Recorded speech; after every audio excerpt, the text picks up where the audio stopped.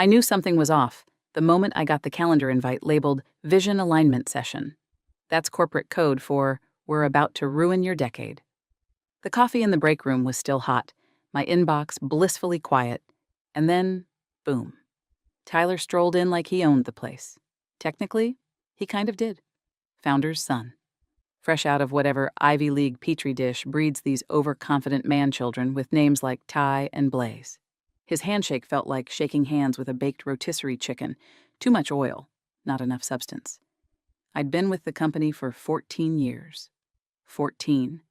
Through acquisition hell, budget sequestration, reorgs, and that 1 year we had to prove to the DCAA that a used Keurig wasn't excessive overhead. I kept us clean. No findings. 0 flags. I was the one who translated legislative sludge into protocols people could actually follow. While other departments held compliance offsites, I was here, printing binders for audits, reviewing subcontractor clearance forms, chasing down missing certifications like a bloodhound with a badge. Which is why I nearly laughed when he clicked through his presentation. Yes, a presentation in our first leadership meeting, and said, "We'll be rethinking compliance from a proactive automation-first lens." I've heard enough consultant bingo to know what that really means. We're replacing brains with buzzwords. Tyler had this smug little chuckle after every slide, like even he didn't believe what he was saying, but was too proud to stop performing. And he made sure to emphasize, "No offense, Jennifer. We just think your methods are a little too analog for the new direction. No offense." Like telling a firefighter, "No offense," before replacing them with a garden hose and a prayer. By the way, real quick before we go any deeper into this disaster, if you're enjoying the story, it'd really help the team if you hit that subscribe button and gave it a like. Most people listen without subscribing, and yeah, I get it. You're driving, folding laundry, or pretending to work, but it genuinely keeps this kind of storytelling alive. Okay, back to the flaming wreckage. I didn't react, didn't protest. I just crossed my arms and asked, "Is this a formal role change?" HR looked at me like I'd asked if penguins get dental. "It's transitional," they said. "We're just exploring synergies." Synergies. God help me. Within 48 hours, my office had been reassigned to someone named Marcy, who wore her conference lanyards after the conference, and I'd been moved to the front desk. The front desk. "Reception is strategic," Tyler said with a wink. "First impressions matter." I smiled, nodded, and printed a fresh copy of my employment contract. Here's the thing about being underestimated. It's exhausting when you're young, but when you're seasoned, and make no mistake, I was seasoned like a cast iron skillet. It's fuel. I watched the chaos from behind that desk like a queen in exile. People whispered, interns side-eyed me like I had some tragic backstory, and Tyler walked around like he'd invented oxygen. He replaced our in-house counsel with some guy he met at a networking event who called himself Cody with a K, and every document that came out of legal read like it had been drafted by someone who skimmed an article about the Constitution once in 8th grade. Meanwhile, I quietly maintained the compliance files. Not out of obligation, but because I knew the DCAA renewal was coming. I knew that contract language better than I knew my own Netflix password. I was still listed as the primary contract officer of record. You don't just yank that title away with a smug email and a smile. And crucially, my CPO certification, Certified Procurement Officer, was due for renewal. I told my assistant Meredith to prep the forms. She nodded, said, "On it." Then she promptly forgot. I saw the email come through. Reminder, CPO certification expiring in 30 days. I hovered over the link, thought about it, then looked out the glass office wall at Tyler pretending to explain defense spending to the founder's old secretary like she hadn't lived through 3 administrations. And for the first time in 14 years, I didn't click the link. Tyler called it a one-on-one, but it felt more like a performance review written by a chatbot on Red Bull. I walked into the glass-walled conference room at 9:01 a.m. sharp, not because I respected him, but because I wanted to see if he'd flinch. He didn't. just grinned like a smug possum, gesturing to the chair across from him like he was granting me a royal audience. "Jennifer," he began, lacing his fingers like a discount guru, "you've been here a long time. A pillar. A legacy player." Legacy. Like I was a dusty Windows 95 machine. But as we move toward a leaner, tech-empowered model, we're streamlining roles that are, well, let's say high certification, low velocity. I stared, said nothing. Just let him dig. "We've decided," he continued, tapping his iPad like that made it official, "to transition you into a more forward-facing role. Reception? You'll still be interfacing with critical stakeholders, just in a new context." Reception. The man just demoted a federal compliance officer to professional door greeter and acted like he'd handed me a promotion. I glanced at the hallway window, where a janitor was mopping the floor with more dignity than this conversation held. He must have sensed the silence was getting heavy, because he pushed forward. "Look, your alphabet soup of certifications," he waved vaguely like my degrees were contagious. "It's impressive, but the truth is, AI can handle 80% of compliance workflows now. Risk logs, audit trails, threshold validations, it's all plug and play. We've built a new contract ops team that's agile, cross-functional, and way less, you know, legacy." I smiled, which, for me, was basically pulling the pin on a silent grenade. "That's a significant role shift," I said evenly. "I'll need that in writing." His smirk faltered. "Well, it's more of a fluid reassignment," he said. "HR will loop you in on the logistics." I did a slow nod. "Great. Then I'll wait to see the new reporting structure and responsibilities documented." That was the first crack. Tyler didn't like people asking for things in writing. Paper trails scare amateurs. But I wasn't just documenting, I was documentation. My entire career had been built on paper trails, cross-referenced and time-stamped. HR sent nothing that day. Nothing the next day, either. Just vague emails filled with interim support needs and temporary cross-functional allocation. Translation: we're trying to demote you without legally triggering a demotion. By the end of the week, my system access had started quietly evaporating. The folder I'd built for federal grant renewal? Gone. My edit privileges in the contract management system? Revoked. I couldn't even log into the platform I personally selected 6 years ago. Meanwhile, the contract ops team was a walking liability buffet. One of them asked me if FR clauses were like tax codes but for supplies. Another confused a debarment list with a delivery manifest. These were the people now managing our $340 million pipeline. I watched them from the front desk, smiled when they stumbled past, then flipped open the leather-bound notebook I'd started carrying. It wasn't for show. It was my record. Day 3. Access to cars revoked. Legal says interim restructuring. Day 6. Tyler's frat buddy, Cody with a K, drafts memo assigning me as support staff, external relations. Day 8. Still no formal title change. Meredith asks if I want to renew my CPO. I say, let's wait and see. It was like watching a car crash unfold in slow motion, except I knew the precise moment the brakes had been cut. They thought I was irrelevant. Background noise. But every mistake they made looped back to one immutable fact. My name was still on the contract. And the DCAA doesn't care about your PowerPoint. They care about who holds the certification. The beautiful part? I didn't need to sabotage anything. They were doing it for me. The receptionist desk gave me a front row seat to the unraveling of everything I'd spent the last 14 years building. And I took notes like a sports commentator at the world's slowest train wreck. The new contract ops team had set up shop in the corner conference room, which they'd inexplicably renamed the Innovation Hub, complete with a whiteboard that still had the phrase, "Who owns risk?" scrawled across it like a philosophical riddle they were too scared to answer.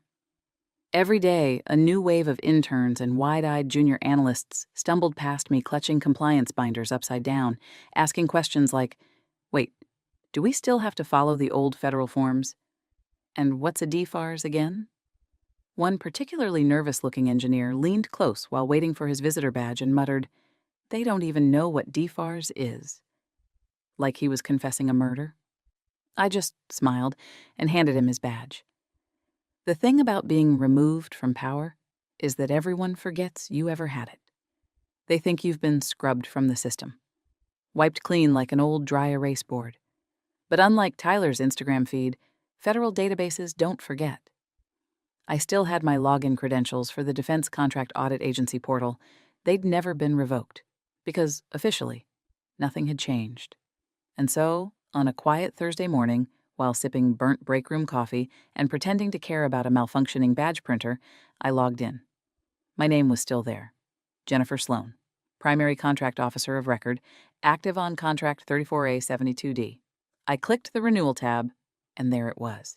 My CPO certification, the keystone of our compliance position, was set to expire in 19 days. 19 days. That's when it clicked. Not a trap I had to build, not a revenge plan I needed to orchestrate. The trap already existed. It had been written into the contract language 2 years ago, during the last round of federal updates. It stated that all active contractors must maintain an up-to-date primary contract officer holding current CPO certification, or the entire contract becomes subject to immediate suspension upon review. And there was only one name in that clause. Mine. I hovered my mouse over the renewal button. It would have taken 30 seconds. A few clicks, a payment, a digital signature, and that would have been it. Back to status quo. Smooth sailing for Tyler's merry band of incompetence.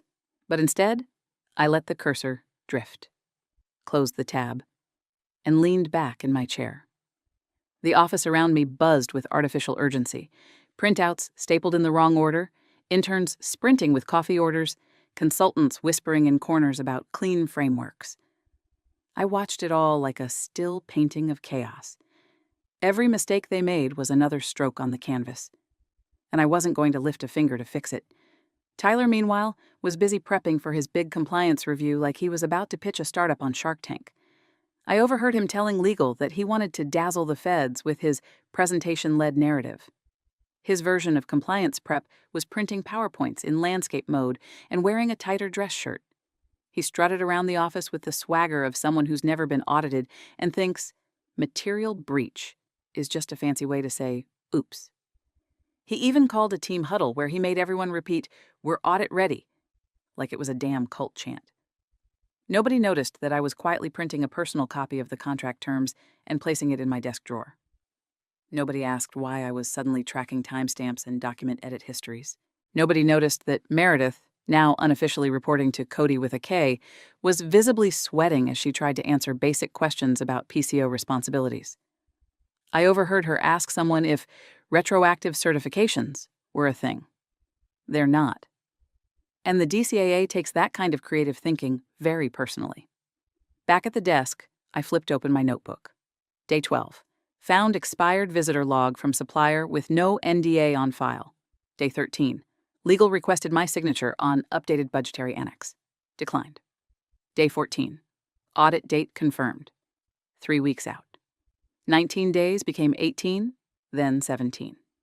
Each one ticked by like a slow drumbeat, leading up to something none of them could hear. But I heard it. Loud and clear. This wasn't sabotage. Sabotage requires action. This was physics. A weight left dangling for too long eventually falls, and I made sure the rope stayed still. It was like someone had bet Tyler $1 million. He couldn't run a full federal contract operation using only interns, espresso, and motivational quotes from LinkedIn. Suddenly, the office was crawling with consultants from firms I'd never heard of. Glossy-haired types in aggressively slim pants and mismatched socks, clicking around on MacBooks like they could manifest a compliance plan by sheer force of jargon. They kept saying things like, "Let's sandbox the risk matrix," and "We're repackaging the audit narrative to align with strategic optics." I watched one of them try to convert a vendor history log into a pie chart using Excel's auto-format tool and then present it to legal like it was a revelation. Legal actually clapped. I'm not kidding. There was applause. For a pie chart. Meanwhile, the actual documentation, the stuff that mattered, looked like it had been hit by a hurricane.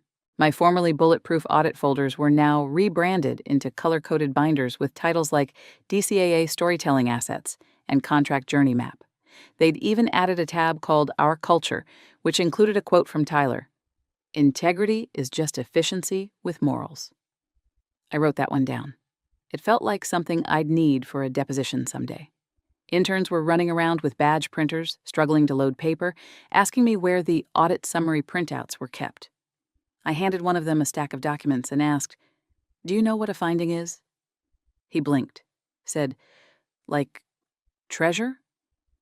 Tyler, in his element now, strutted into a Monday morning exec meeting with a full slideshow titled "Rethinking Compliance, the Startup Mindset." First slide, a GIF of a rocket launch. Second slide, a picture of him smiling next to our contractor sign-in log. "We're shaving compliance costs by 60%, he announced proudly. "Leaner, meaner, and way more scalable." I didn't know you could scale fraud, but I guess we were about to find out. At this point, the only thing holding the company together was the illusion that someone, somewhere, had a plan. Then I got the message. It popped up in my inbox while I was pretending to troubleshoot the lobby printer. A simple LinkedIn message from an agent I'd worked with before. Sharp guy, quiet, respected. "Just confirming you'll be attending the renewal review?" There it was.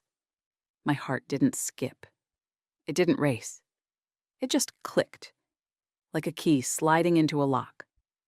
He wasn't asking out of courtesy. He was confirming what he already knew. My name was still in the system. I was still the primary contract officer. I was the face they expected to see across that table. I paused for a moment, looked at the blinking cursor. Thought about Tyler's last team huddle, where he high-fived someone for making a compliance checklist in Canva. Then I typed back, "I'll be present." That was all. Nothing more. I shut the message and returned to my coffee. Let them print their glossy reports and string together more buzzwords than a TEDx pitch. Let them build their house of laminated cards. I wasn't lifting a finger to stop them. Because the thing about federal audits is, you can't bluff your way through them with infographics and inspirational quotes. You need receipts. And unfortunately for them, I was the receipt. Every minute they spent rehearsing that presentation, every document they optimized, every shortcut they took, thinking no one would notice, it all fed into a system that did not care about style points. And that system still had my name in bold. It's funny how fast they forget who built the house when they're busy trying to remodel it with glitter glue and buzzwords. Tyler, in his infinite genius, must have assumed that removing me from the organizational chart also removed me from every email thread, Slack channel, and shared drive I ever touched. But legacy systems are a stubborn thing, like mold under laminate. And Tyler, bless him, didn't know enough about anything to clean house properly. So I sat there, day after day, at the receptionist desk, nameplate and all, silently watching email chains from my former life roll in. Contracts, renewals, audit schedules, escalations. The whole compliance machinery now run by people whose deepest experience with federal regulations was likely downloading TurboTax once. At first, it was entertaining. I watched them fumble through my old SOPs, misread internal deadlines, and send urgent messages to legal asking if a vendor's expiring clearance could be overridden manually. Spoiler, no. But then, somewhere around day 12, things turned from amusing to quietly dangerous. Tyler had assigned my duties, to a junior analyst named Mason, who still used Comic Sans in emails. Poor kid looked like he'd been chosen for a group project and just realized the rest of the team had dropped the class. I could see it in his eyes. The late nights, the silent cries into Google Docs, the growing suspicion that this opportunity was a trap wrapped in a bonus check. One afternoon, he rushed past the front desk, sweat beading at his hairline, binder half open. "Hey, Jennifer." He paused, unsure if saying my name was allowed in Tyler's brave new org chart. "Quick question. What does this clause mean about certified authority for renewal filings? Because, legal says we're good, but then procurement said we need a named signatory, and I raised an eyebrow. Nodded once, said nothing, and he just stood there, flinching in the silence, before shuffling away. I didn't have to answer.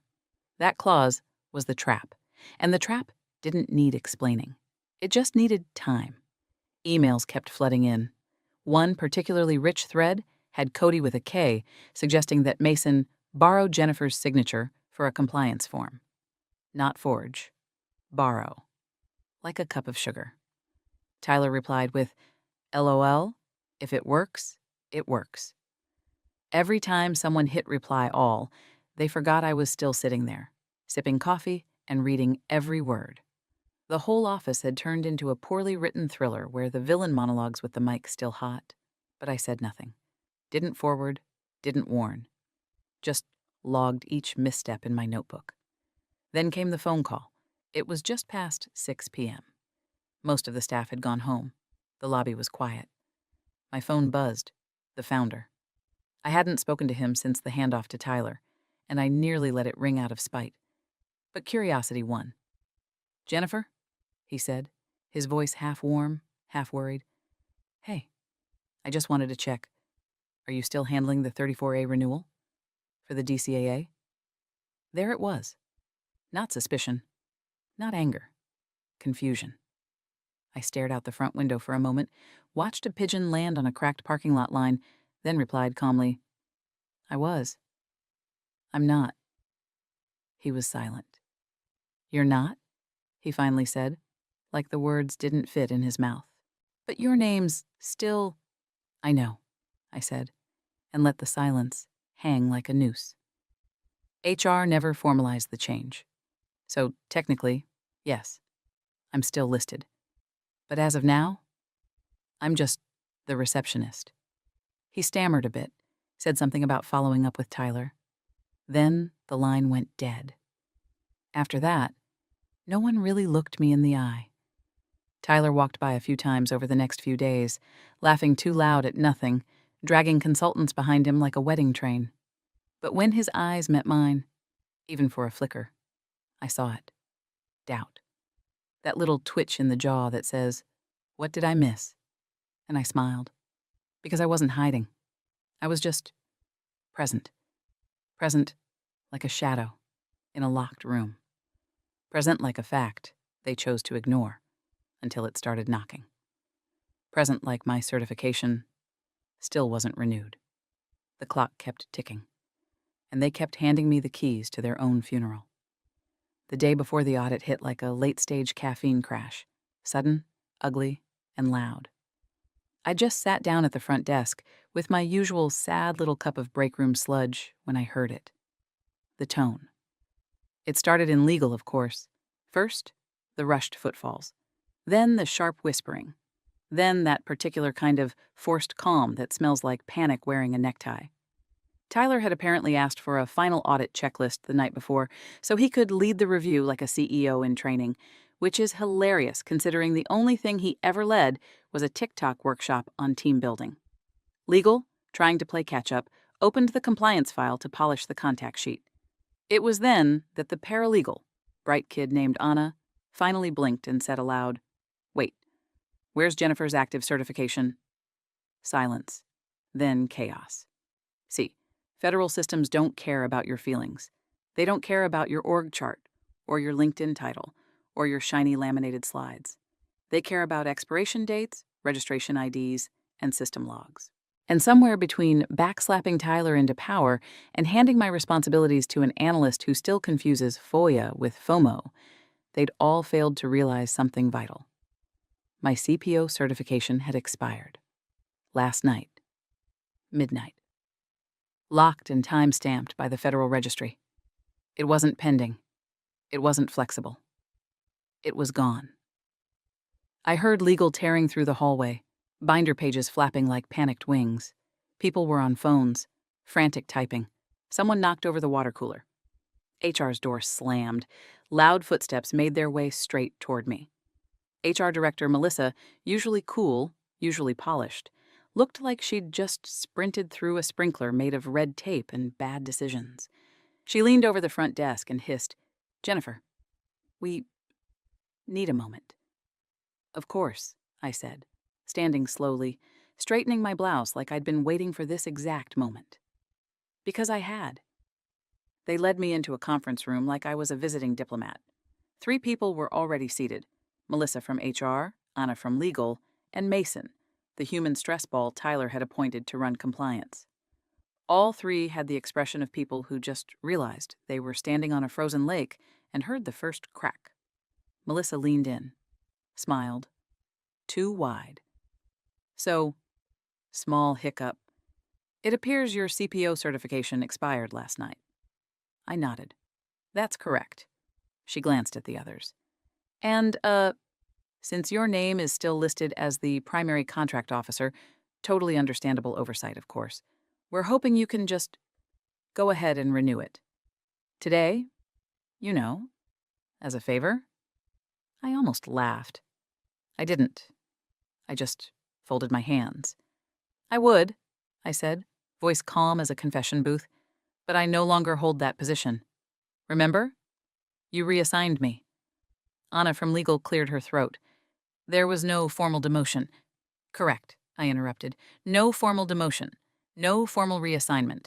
No updated reporting chain. No written HR notice. Nothing in the system. Which means I'm still the primary officer of record. But I'm not authorized to act as such. Per your own language, by the way. Mason looked like he might cry. Melissa tried again. Jennifer, be reasonable. You can still renew. It's just a lapse. No, I said. It's a procedural void. My access was revoked. My duties reassigned. And I have the emails to prove it. Anna pinched the bridge of her nose. Backdating won't work, she muttered. The federal timestamp's already locked. Melissa leaned forward, desperate now. Then help us. Please. We can reinstate? I smiled.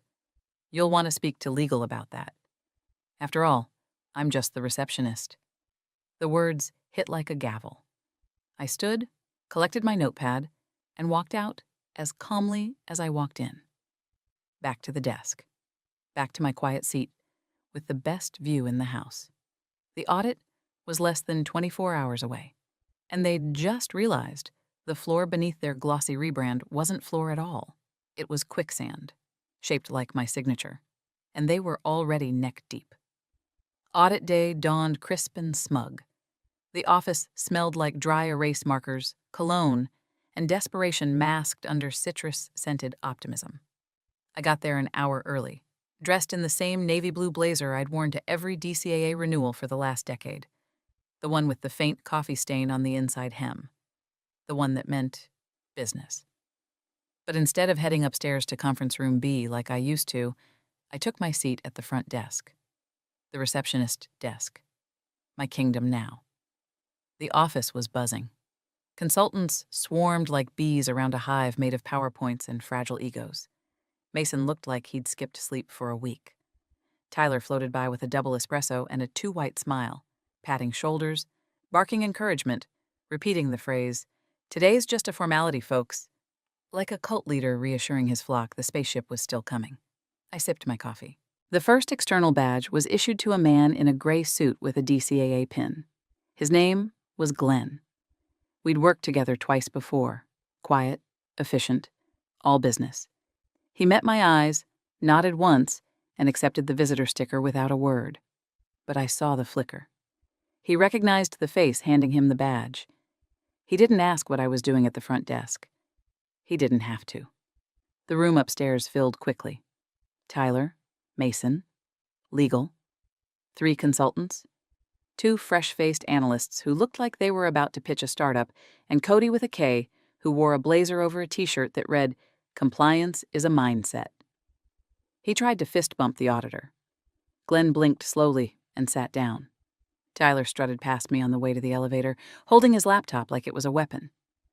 "You can sit this one out, Jennifer," he said, not even slowing. "We've got this." I gave him a tight smile. "Of course you do." Then I watched the elevator close behind him. The next 20 minutes moved in slow motion. I could hear the occasional muffled laugh from upstairs, chairs shifting, the soft squeak of whiteboard markers. I kept glancing at the elevator. Nothing. Then it came. A shift in the air. Not loud. Not dramatic. Just a pause. Everything above me went still, like the sound had been sucked out of the building. Then, footsteps.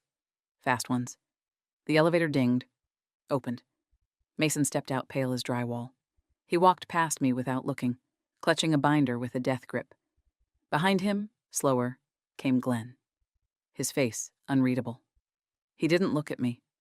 He didn't need to. I reached for my coffee, gripped it, didn't blink. More footsteps followed. Tyler? Legal? One consultant looking like she might throw up. Nobody spoke. They moved like chess pieces, suddenly realizing the game was played in a different language. Tyler's face was all angles now, his smile gone, his tan suddenly 2 shades lighter. He walked past me with none of the usual performance. The air hung thick. Finally, I heard the low murmur of Glenn's voice in the conference room. Not angry, not loud, just decisive. I couldn't make out every word, but I caught the tone. And I knew that tone better than I knew my own reflection. It was the tone of realization. The kind of tone people use when they open a folder expecting a golden ticket and instead find a bomb with a clock already ticking. And I sat there, sipping from my mug, the heat blooming against my fingers. No need to gloat. No smirk. No satisfaction dance. Just quiet anticipation. Because I didn't need to destroy anything. I only had to wait for them to read the fine print. They say silence is golden. In that room, it was a wrecking ball. Glenn opened the binder with the calm of a man reading someone else's obituary. He flipped past the fluff, past the compliance culture graphics, and Tyler's glossy headshot, straight to the real paperwork. You could always count on Glenn for that.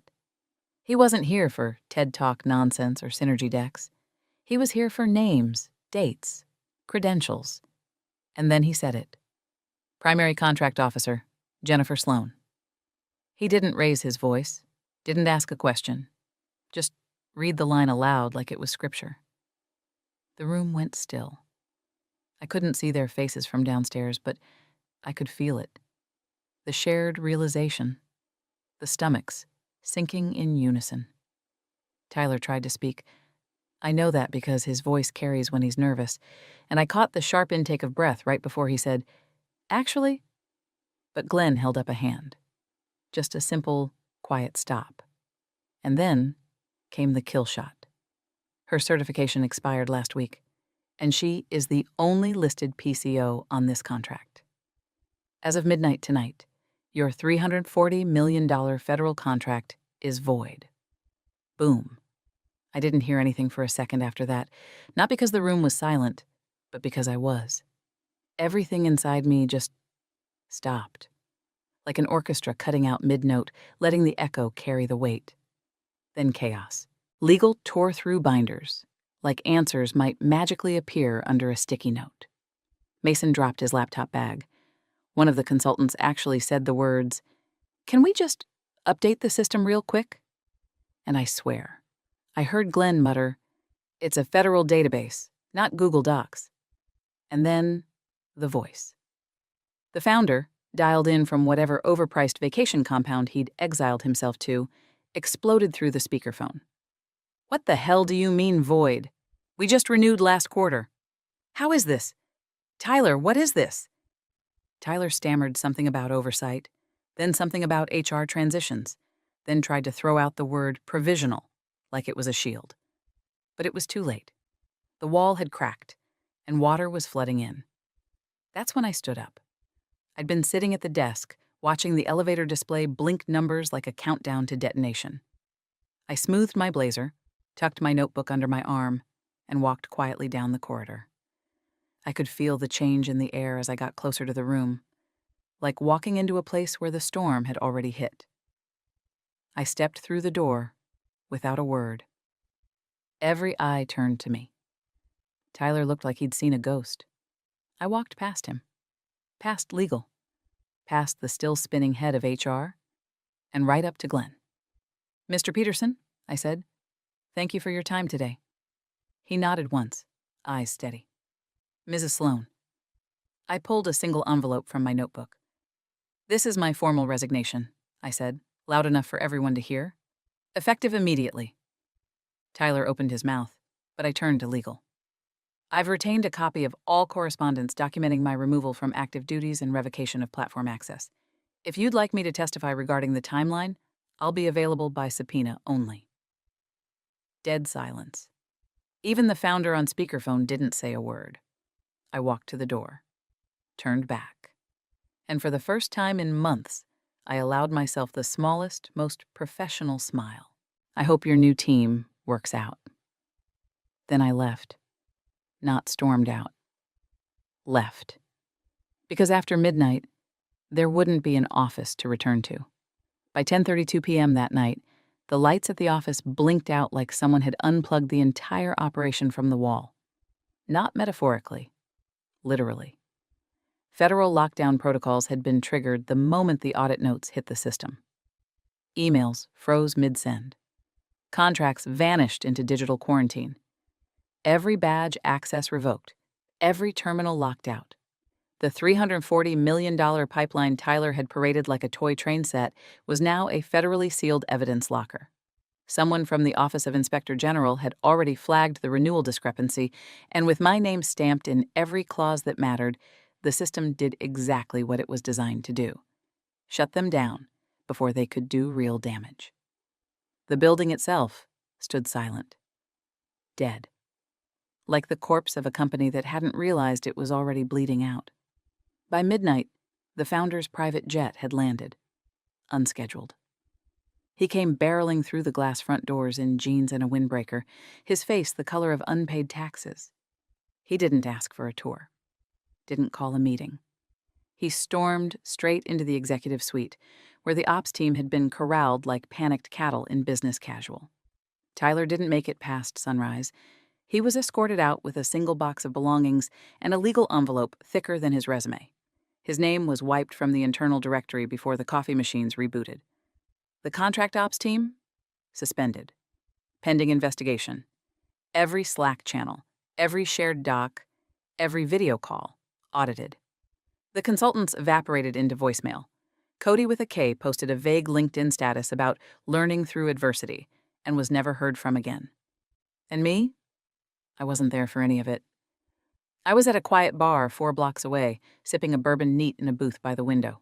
The kind of place with no TV, no music, just the soft clink of glass on wood, and the occasional muttered story from a bartender who'd seen too much and judged too little. I didn't feel rage, didn't feel smug. I just felt still. Like I'd finally exhaled after holding my breath for months. My phone buzzed once, then again. 2 recruiters, one from a defense contractor I'd audited back in 2017, another from a firm that handled security clearances for federal subcontractors. The third buzz came from a name I didn't recognize, but the message was clear. We'd like to meet. We've been following your work. I set the phone down. Didn't answer. Not yet. The bartender walked by, glanced at the empty glass. Another? I nodded. Yeah? One more? He poured. No questions. Outside, the streetlights cast long shadows across the sidewalk. A couple walked by, laughing. Somewhere down the block, a siren flared and faded. I raised my glass, looked out the window, and said to no one in particular, needing my certification was the only thing they got right. Because in the end, they'd built their empire on assumption, and I just let it collapse. No sabotage, no schemes, just precision. One expired line, one ignored name, and the whole damn thing crumbled. Perfectly.